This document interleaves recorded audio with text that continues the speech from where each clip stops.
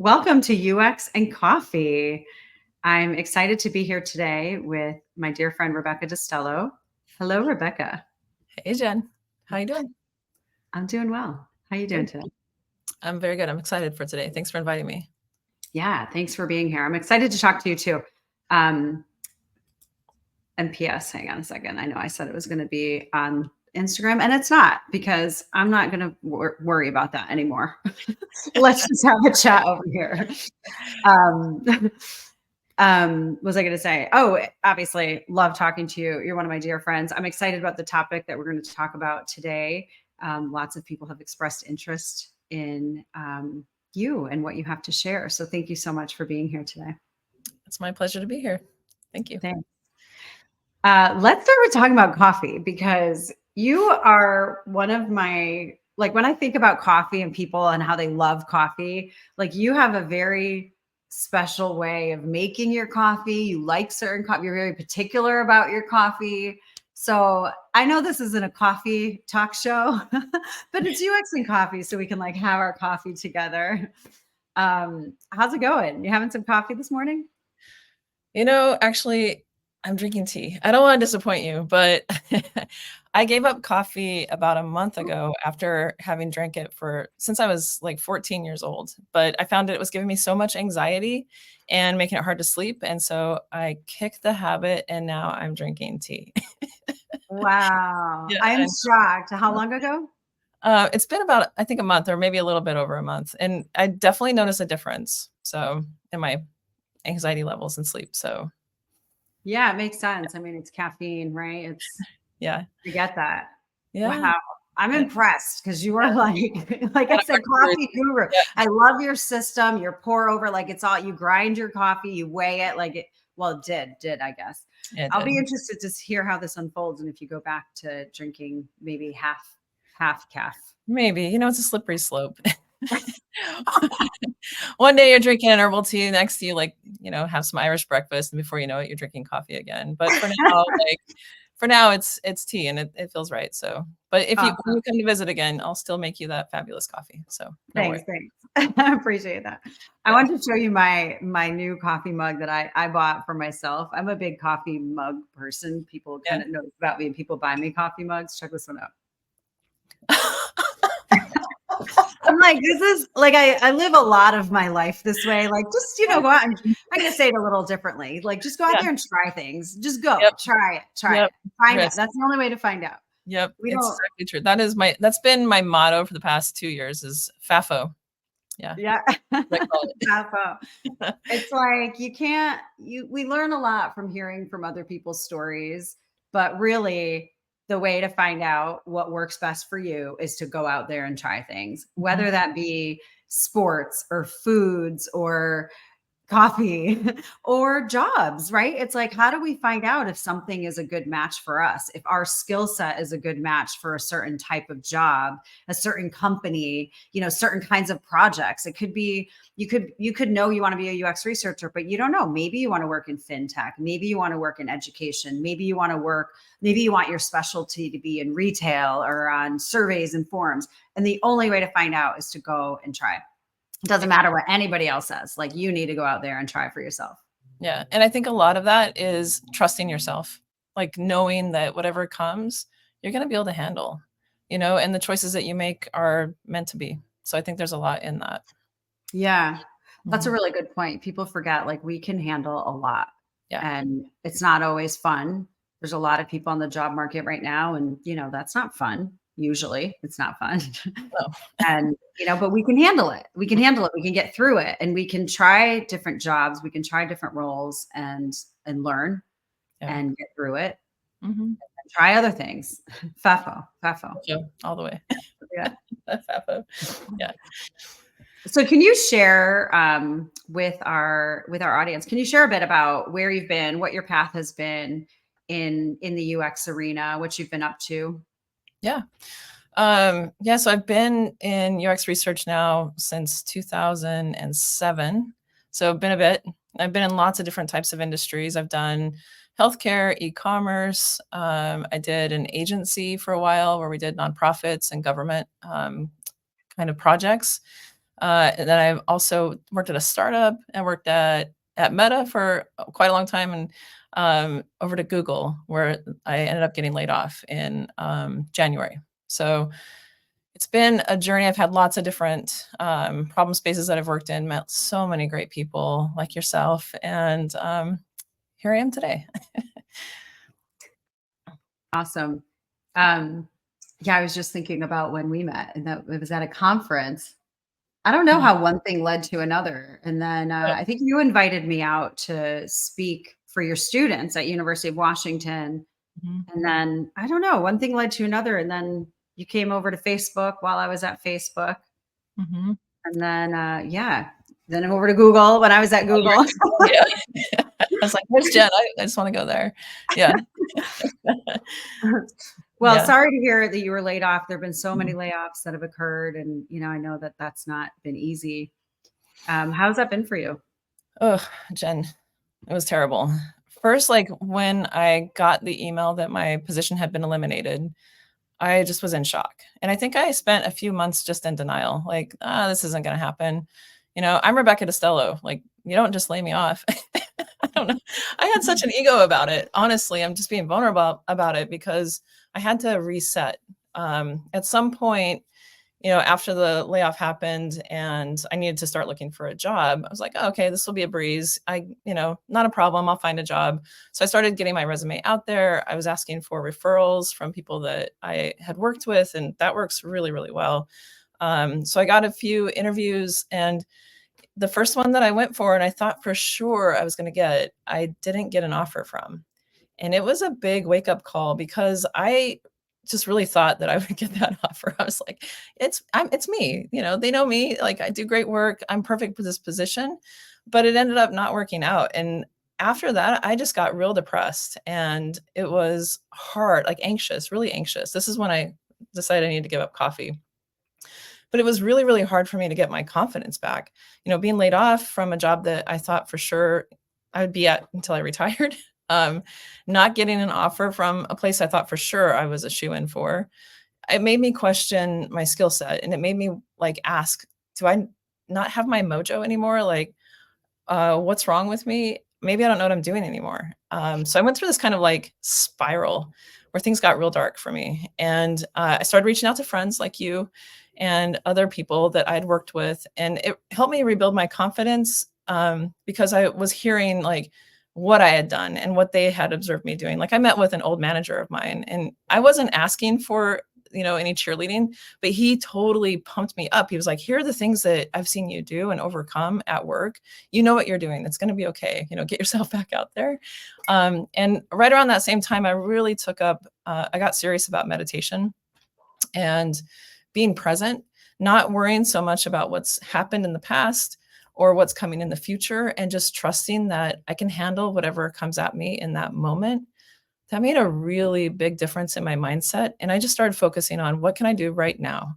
And one of the things I could do was get my case studies together and get myself ready to go after those roles in a serious way. I think the first one that I went after, I don't think I took it seriously enough. So, like, the next case studies that I put together, I made them more geared toward the company that I was talking to, not just like a, "Hello, this is me and I've got this." Like, I can't believe I did that. But like, I readjusted and it helped me like learning how to meditate and being present and aware of what was going on really helped me focus my case studies so that I could be more influential in those presentations. So I could talk with more authority in those one-on-one interviews after the presentation. So that really helped. So, having my community around me to support me, give me referrals, working on like my mental wellness and focusing on the present moment, all those things really helped get me set up for regaining my confidence and remembering that I knew what I could do. And that made a big difference. Like, Jen, have you ever been laid off before? No? I have, yeah, You have? I Yeah. have, So yeah, like, it is shocking, and yeah, you can go through, like, such a terrible time around, like, was it me? Was yeah, it something I did that caused me to be laid off? Is it something is it something else? It's a really confusing, hard thing to go through. So, yeah. Think It's true. Even when there are reorgs and, tons of people have been let go, you still have this feeling of like, but why me? Right. Like, right. I get it. I get it that there were reorgs, the company's restructuring, the teams are restructuring, entire teams are cut. Like, I get it, but why me? Like, Right. why didn't they find me another role? Because I'm amazing. Right. Yeah. So it is hard. It's really hard. Yeah. It's really tough. Yeah. Yeah. Yeah. So it took some And work. especially, what was that? Oh, it took work to get out of that hole, honestly, Yeah. but Yeah, it does take work. And especially in this economy where there's so many people getting laid off, like there's a lot of competition. It's not just one group or one person who's laid off and now they get to go out and, find something, like just a few years ago, there were so many jobs available mhm. compared to the people that were available. And now it's really flipped. And it sounds like you had to put in a lot more work now than potentially in the past. Absolutely. Yeah. Yeah.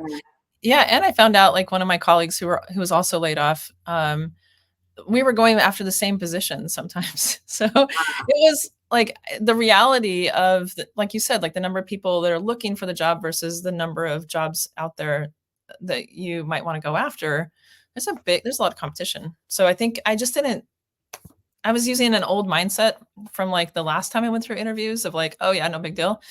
But I think you really need to be focused on that particular company, that particular role, do your research around that company and like who the people are that you're meeting with if you're able to learn who they are, to really be able to show up with some, I don't know, like ownership over your badassery and have some influence in those interviews. So How did you mentioned tailoring your case studies a bit to to the companies. How did you do that?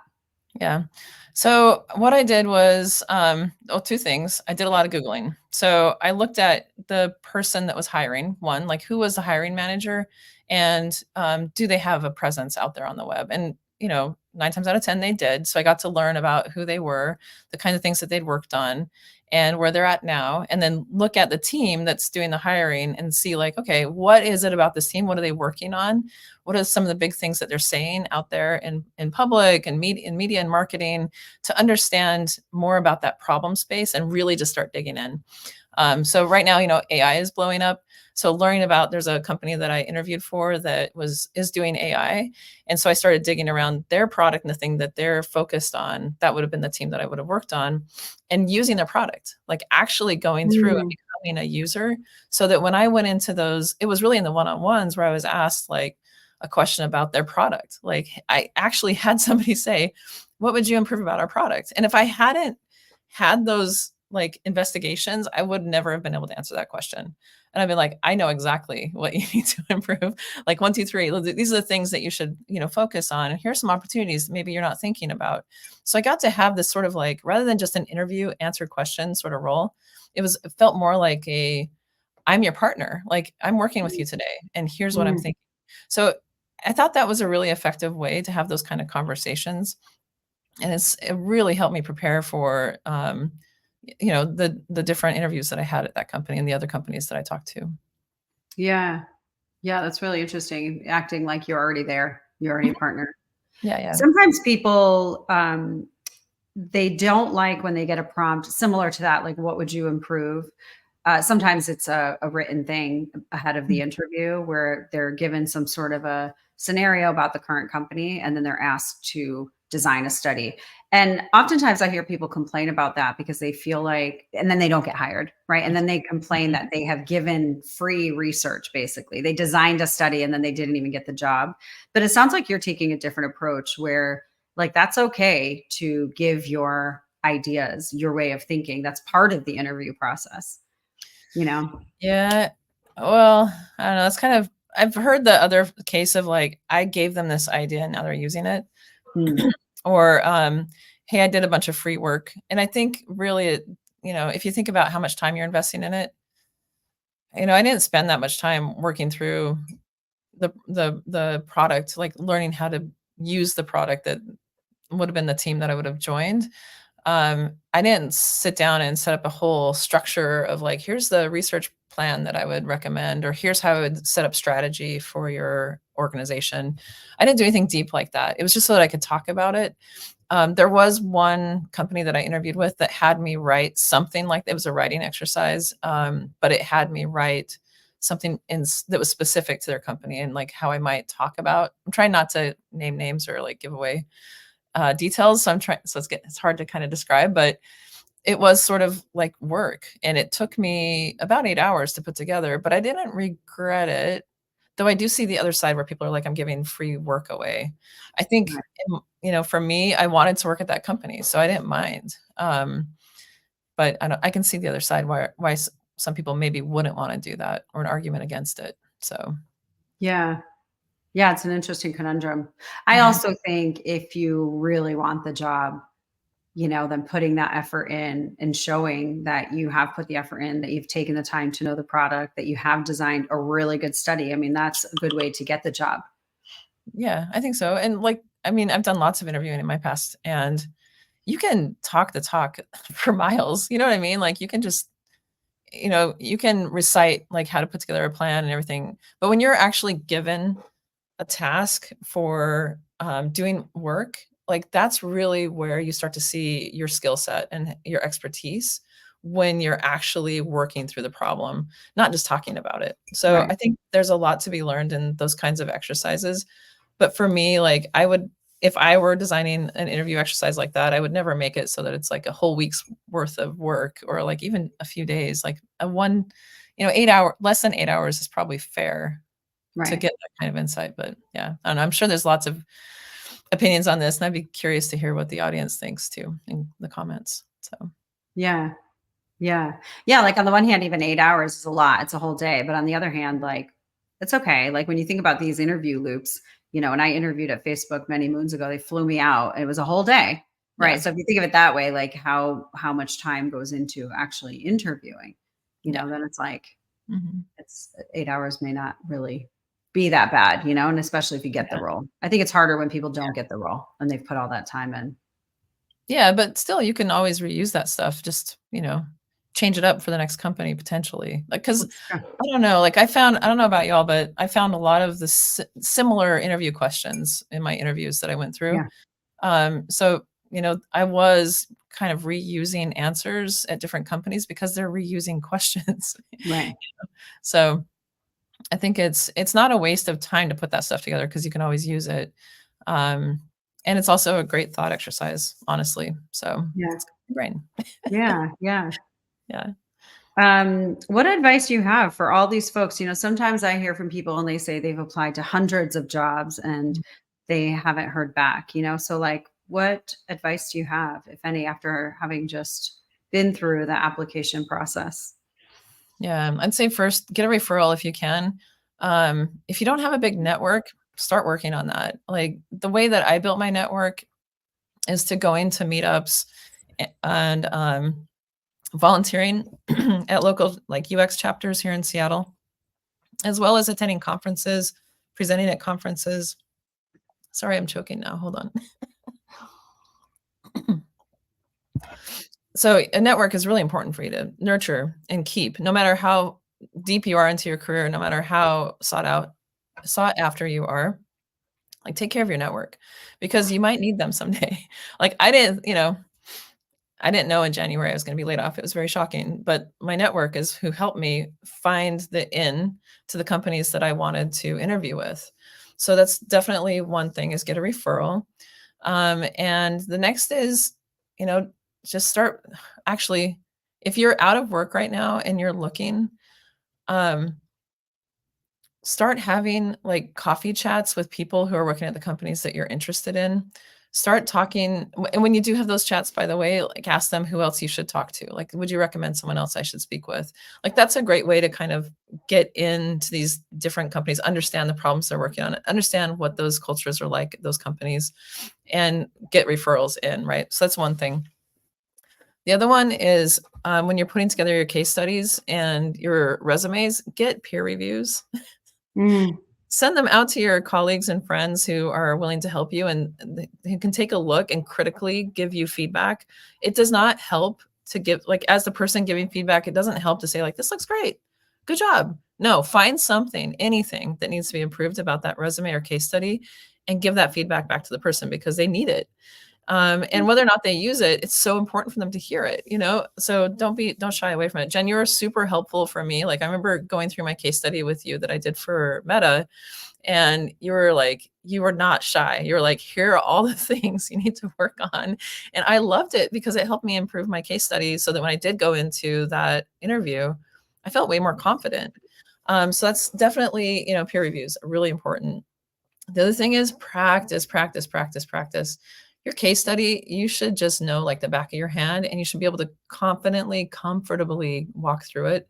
And I think, practicing the timing, practicing how quickly or slowly you're speaking, how clearly the story that you're weaving together, intonation. Jen, I remember one of the points of feedback you gave me is that I was too like neutral, like I didn't give any excitement in my presentation. And so like those sort of things are really important because you're wanting to engage the audience. So make sure those are all in place too. What else? I don't know. I think those are the ones that really come to mind is just making sure that you have help, like just in general. Yeah. Referrals are really helpful because they get your resume to the top of the stack. Yeah. So those are the ones Yeah. I'd suggest. Yeah. Mhm. I love how you are first of all, power of networking. It's always been there. It's still there. Unfortunately, since COVID, a lot of the in-person meetup groups have gone away. Yeah. Folks, if any of you are interested in resurrecting some of those groups and getting in-person meetups again, there is such a demand for it, such a hunger for it. People really want to be in person again. Love the idea of coffee chats, virtually, but the power of getting to know people in person is just priceless. And with the meetups, the nice thing is you meet somebody at the first one, you're just kind of building rapport, but then you see them at the next one and you ask them about their work and how it's going and you share more about yourself. You see them at the third one and you're building a relationship, Mhm. so like that power of networking has always been there. The other thing I love that you mentioned is starting that, right? Like companies you want to work at, like have those coffee chats, start to meet people. I often tell people that interviews are a two-way street. Like, yes, you want the job and they're going to be interviewing you, but you're interviewing them too to see if it's a fit.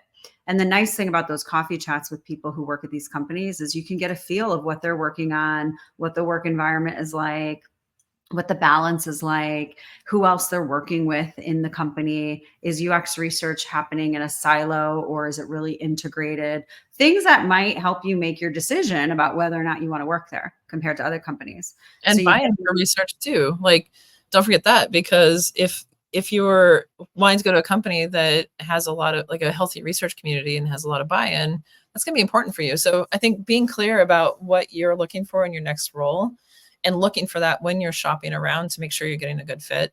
Like I totally get being out of work and just needing whatever job will come to you.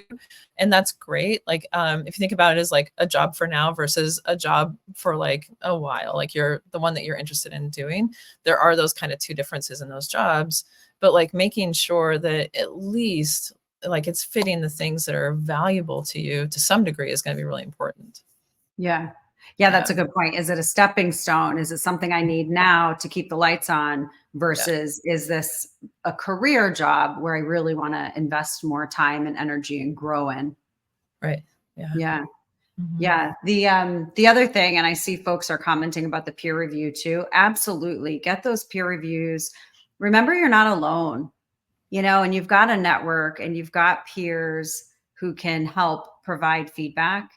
So definitely reach out to people to get advice on your resume. Make sure you're showcasing yourself correct adequately, that you're really shining in your resume and that the job talk, what I call the job talk, but the case study, that's really shining, that you're really showcasing who you are, how you think, how you do things, how you overcome things when things aren't going as planned, like that kind of thing. And you can reach out to people in your network, peers, past colleagues, past managers. I love that you did that. You could hire people. There's a lot of mentors. There's a lot of coach. This is part of what I do in my coaching business is work with people on their interviewing skills and their resume. So there's, the funnel is wide in terms of the people you can reach out to. Don't reach out to mom. Mom's going to be your cheerleader no matter what you say, no matter what you do. But Most do reach moms. out to her, whoever it is that you need to like lift you up, because it is brutal. It can be really a brutal experience going through all of this. And I also want to say, I just noticed the comments and I want to say hi to my former students and others of you that have joined that I've worked with and worked, hung out with over the years. I'm glad you're all here. And I want to say that when you do these coffee chats, one, how to get them, it's good to find somebody that you know at a company, get time with them, be very direct about how you're using their time. Like beforehand, if you can send them topics that you want to discuss. And then when you're in that coffee chat, using your time wisely, knowing that person is taking away really important time throughout their day to just sit down and have coffee with you. That's an amazing gift. So don't squander it. Like use that time really wisely. And when you're done, like thank them so much for making the time and then ask them who else you might be able to talk with or who they'd recommend. That's how you get the next one. So it's sort of like a snowball recruit, right? So you're just like building up this sort of like list of people that you should be going to meet with, not necessarily within that same company. It can be at other companies, or if you have a company you're interested in, asking if somebody knows somebody there and getting an introduction. That's also super helpful. So that's the way I've done it in the past. Yeah. I'll add to that too, that when you have those coffee chats, what not to do. Yeah. You don't just arrive and say, "Can I have a referral?" Right? It's like get to Oh, talk to the person, get to know them, ask them what their work life is like, right? Remember what you're there to do. Like you're there to get to know the person. You're not just there for a referral. Most people will give you a referral because it costs them nothing, but if you get hired, they get a little kickback. So most people will give you a referral, but but don't be rude about it, right? It's like I've had those calls before where people just want a referral. And I'm like, tell me a bit about you, right? Tell yeah. me about yourself and your skill set and why I should refer you to my amazing company, Right. So Exactly. Yeah, yeah, because you have to write something about that person, right? So it's sort of like, I don't know, what do you want me to say? right. Like, it's not really helpful if I don't really remember working with you, or like you're not giving me some context about what exactly it is you think you're going to bring to the company. So it does help if you are asking for a referral to say like, here are some points I'd love you to touch on. But yeah, don't just come in and be like, can you please give me a referral? Like Yeah. you know, though there is the time where like you're too busy to meet with somebody and maybe just giving a referral is fine, but yeah. So just be respectful of that other person. Yeah, I agree. And keep in mind that, it's relationship building, right? Sure, Mhm. your objective might be to get the job, to get the referral, but really you're building relationships. And that person might refer you to other people in their network. Maybe it's not even like the company, but then they have a vast network, where myself included, right? Like I'm no longer at Google. So if people want a Google referral, I'm like, let me point you to somebody who can do that. But like my network is vast. So I can refer people to people who will do the ultimate referral, right? So Mhm. just keep that in mind. It's relationship building, and that is what goes a long way. People will remember you. People will remember how that coffee chat went. People will remember the feeling that they had. So, don't be rude about it. We did have a Yeah. question about how to initiate. Literally, you just ask people if they have 15 minutes. Do you have Yeah. 15 minutes? I'd love to pick your brain. I'd Yeah. love to grab a coffee with you. Yeah. Yeah. And there's somebody else who asked, Austin's asking that people don't really respond to messages, let alone get coffee chats together. I'd say like, again, like going back to that snowball, like find somebody you're actually connected to and you have a relationship with at some company that you're interested in, and then ask them like who else, because sometimes that, like if I asked you, Jen, like can you connect me with somebody at, I don't know, Qualtrics, like you know somebody and you might say like give us the intro, and that intro gives my intro a lot more weight. Does that make sense? So it's like Jen's recommending that I talk to this person, so therefore I should probably talk to this person. Right? Whereas if I'm just reaching out to them cold, they'd be like, yeah, no, I've got a million things going on. So there's a little bit of, you can get a little bit of help in that way too. Yeah, absolutely. Yeah. And you can send a message to somebody on LinkedIn to initiate that coffee chat for sure. So Yeah. Yeah, for sure. And of course, not everybody's going to respond, right? Like people are busy. Some people just aren't even on LinkedIn often. I've No, noticed that. yeah. Like I'll get a response from somebody, a month later, and they're like, "Sorry, I'm not on here as much." You're only So, really on LinkedIn when you're looking for a job. I'm sure right. that's not the case. That's me. So, For many people, yeah. yeah, I'm Or hardly sharing I mean, there are people sharing lots of resources too, but yeah, yeah, yeah, yeah, it's people true. use it in different ways. Yeah. Yeah, yeah, um, Well, 30 minutes just flies by so fast. I want to keep on talking to you. We'll have to have a part two let's where do it. we dig deeper into some of these topics here. Where can folks find you if they want to reach out to you, if they want to maybe have a coffee chat? Now you'll get just totally inundated with requests, or, if people just want to catch up with you, where can they find you? Yeah, you can find me on LinkedIn, Rebecca Destello. To connect with me, you have to know my email address. So you can also email me if you like. My email is just rebeccadestello@gmail.com. And on June 3rd, you'll find me back at Meta. I took a job at Meta, Congratulations. so I'm very excited to be going back. That's where I did my very best work and most important work. So I'm very excited to get back there and continue my career there. So you'll also Awesome. find me there. So if you're at Meta, I'll see you all soon. Nice. Congratulations on the Thanks. boomerang. Yeah. That's right. Yeah. Thanks so That's much for being here today. Thanks for chatting with us all. This has been so, so valuable. And thank you, everybody, for being here today. yeah. Thanks so much. It's great to see you all, and I hope wishing you all the very best looking for your jobs. So thanks for Thanks, having me, Jen. Rebecca. Okay. Thanks. Bye. See ya.